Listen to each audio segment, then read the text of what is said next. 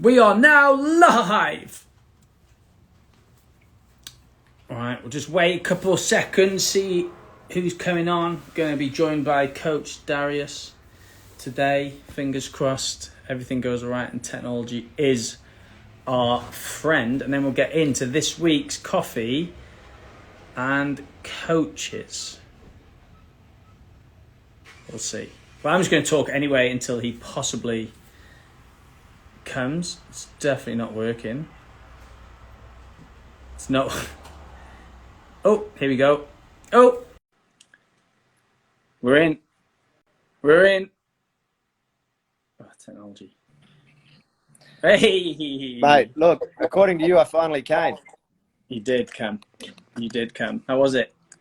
I was good. You know, I was waiting here for ages. You took your time, and now we're here. So that's all right. I don't like to rush things. What's been going on, Coach Darius? Oh, mate, a great morning of deadlifts here at Rebuild Health and Fitness. Absolutely terrific. Some strong individuals at the gym. Now I'm upstairs while you're downstairs, so it's not like an awkward talking conversation. So here we are. We're good. Give us your top off your head. Top 3 deadlift tips. Top 3 deadlift tips. Oh my God. All right, team. So number 1 would be our midsection. We want to make sure our ribs are together and you're pulling your hip towards the bar. Number 2 would be the grip on the barbell itself, making sure, boom, nice and strong. So that way we're creating a tensile strength.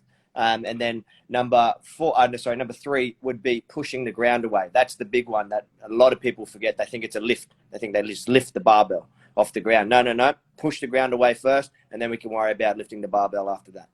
And it fixes so much. Like just that, if your bum ever shoots in a deadlift, just push through the floor. Try and send your feet through the floor. 100%.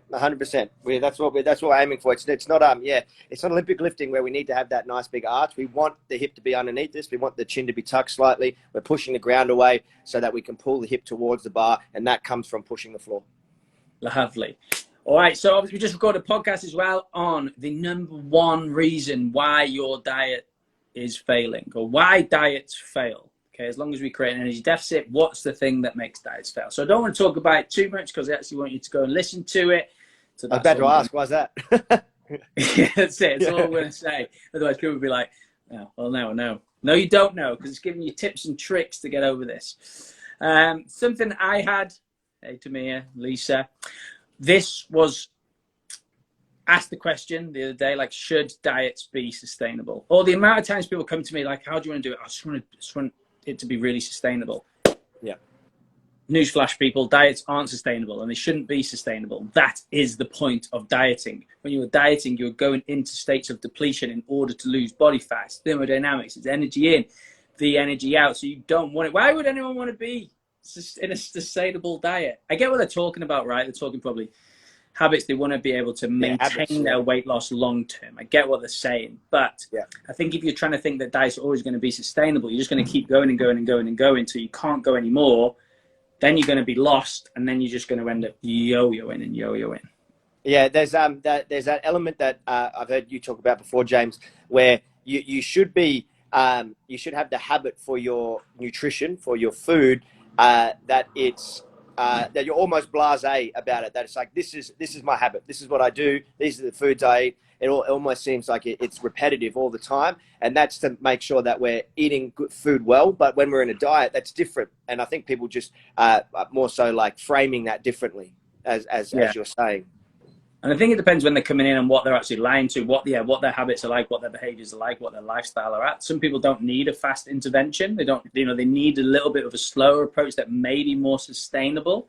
But again, some people can come in, like myself personally, can come in and just rip it up a notch. They've got a good relationship with food. Their habits are aligned. They just have to whack this body fat off. So you can choose, once you understand that diets aren't sustainable, you can choose the rate of what you lose fat. You can lose it fast. There's nothing wrong with that. Again, then there's some benefits behind aggressive dieting as well at the same time, because then once you have an aggressive diet, you can get back to maintenance a lot quicker, which means your training and recovery can improve. Yeah, but until we understand that maintenance, then how do we know how to speed up or slow down or eat more, eat less, those sort of things? So yeah, and again, that's it, because I think every diet has to finish with a maintenance phase, and this is why the majority of the industry are completely lost. This is why that challenge culture is lost, and there's this repetitive rebound because people don't understand. They just think, oh, once I've lost the weight, I'm done. I know I'm done. It's like, you've not even begun. You're just starting now. Just stay there. You know? Magically, just stay at that weight ever. Right? Yeah, that's it. Nothing else. So I'm just like, I'm here. A couple of photos. Yeah, for the rest of my life now, these photos are all that exist, right? That's it, man. You had a post this week about making training non-negotiable, which is it's something that I argue with a few people online about training, because I agree with you what you're saying, but a lot of people don't. Like, hey, you need to give yourself a little bit of empathy, you need to give yourself some slack, and I get what they're saying to some extent, but training is so fucking important. Yeah, I mean, and you have to have like frame training as well. Training doesn't mean absolutely like bashing the shit out of your body and constantly sweating and feeling like that you're in a rut all the time. Training could simply be coming in and stretching. Training could be mobility. Training could be recovery. Training could be setting up your nutrition as well, as we're just speaking about, right? Training it is dependent upon many a different thing, and the point of making it non-negotiable is that it's a habit that you should have. Every individual should train. Every individual should know the purpose behind training and the health benefits that it gives you, that it obtains, right?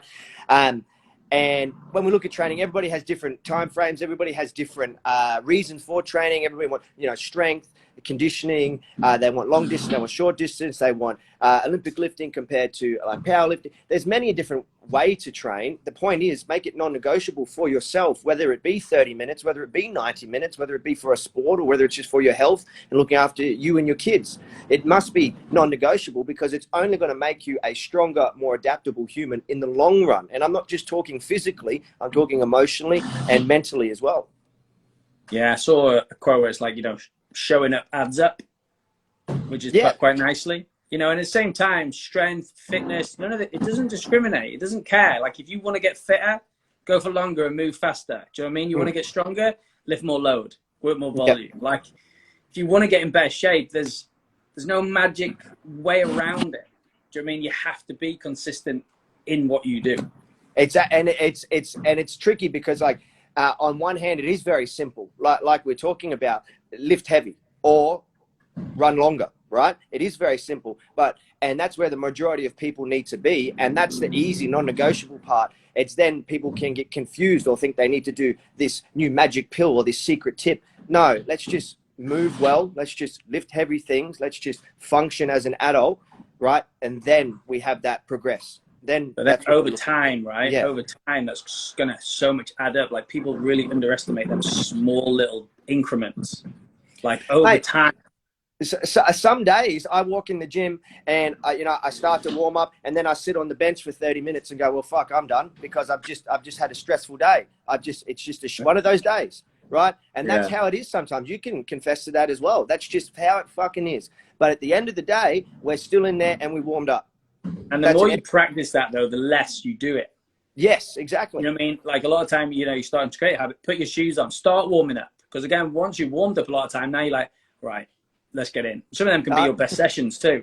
100%. Yeah, you're in there and you're like, man, I really don't want to be here. And then you sort of think to yourself, no, shut up. You just put the shoes on, let's warm up. Okay, now I'm starting to get into it. All right, now I'm going to prove myself wrong. Okay, now I've done something. Okay, let's do another thing. And that's how it happens. Yeah, because I love this is what I discuss with people online a little bit. And some of my friends, these are never like bad discussions, because I have the thing, like, never miss a Monday. I believe like Mondays are so important, but people have had a poor weekend. They're like, no, cut yourself some slack if you have to start on Tuesday. I'm like, from anecdotal experience, your Mondays are so important, because I even know from an analytic standpoint with all of our members, if they train Monday, they're more successful in training for the rest of the week. People start to turn up. Their weeks are better. And a lot of times people don't want to train on Monday. People are still a little bit day two hungover, but getting in there, getting some work done, sweating, lifting, I guarantee you're going to come out that other side. It's that Brene Brown quote that I love about having self-compassion is a soft heart but a strong back. Yeah, you might feel a little bit sorry for yourself, and that's okay, but sometimes you just got to fucking stand up and do the work. Yeah, 100%. Like the great philosophers always speak about with every passing second is a new opportunity. So even if you decide, or even if you have the thought of, hey, look, I don't want to train today. That's great. Okay, awesome. You know that that's not right for you. Okay, next second that is available. Boom, we're back on it again. Let's get after it, because there's always opportunity to do it. There's always opportunity to create new habit, right? And break train of thought. So let's use that to our advantage. Train. And we're not being biased because we're obviously coach, but again, it's a part of who we are. But the more I've gone through those stages, especially as a coach, of being very empathetic, especially with my nutrition clients, like, it's okay, let's do this, and but I believe as I'm getting on a little bit, like, training is so important. Like, it's so important. Like, it creates much better habits and lifestyle around it. Regardless 100%. Of what you do, it doesn't have to be here. Like, it just makes life so much better. So much better. Everything within reason is attached to everything else. So if we train, we're more likely to eat healthier. Or if we eat healthier or make better options in terms of food, we're more likely to train. More likely to sleep better, more likely to have a bit more pep in your step when you go to work, more likely to be a little more understanding in the given circumstance at the moment with COVID and all these things going on, right? To have a bit more empathy towards where it matters, not just to yourself, not just going, oh, I don't feel like training today. Okay, I won't train. No. What is it just? Is it getting you the result you want? Are you leading the example that you want for the people around you? Well, then let's go to work. Let's make sure we're making sure that we're doing that. If you need some empathy, great. That's okay. Have a shorter session or a slower session, whatever that is for you. Yeah. Don't just quit. Don't just give it up. Do something. Yeah. There's always something, right? Mega. All right, mate. Enjoyed that. Bit of a training with more than nutrition. I enjoyed that one. Yeah. Thanks, mate. Any last words? Darius putting up some good content at the moment too. So if you don't go and follow him. He's being consistent with his content, all about training and exercising. So and content. It's very good stuff. So give him a little follow. Can we put people's names at the bottom? Can I tag him in this now? I'll give it a go. Who knows? Who knows what could happen? I don't know. I just put an at. Just put an at sign. Just at Coach Darius. There you go. There you go. Kate's done it for us. There you go. Thank you very much, Kate. Good work, team. All right, mate. Well done. All right, good work. Peace. See ya.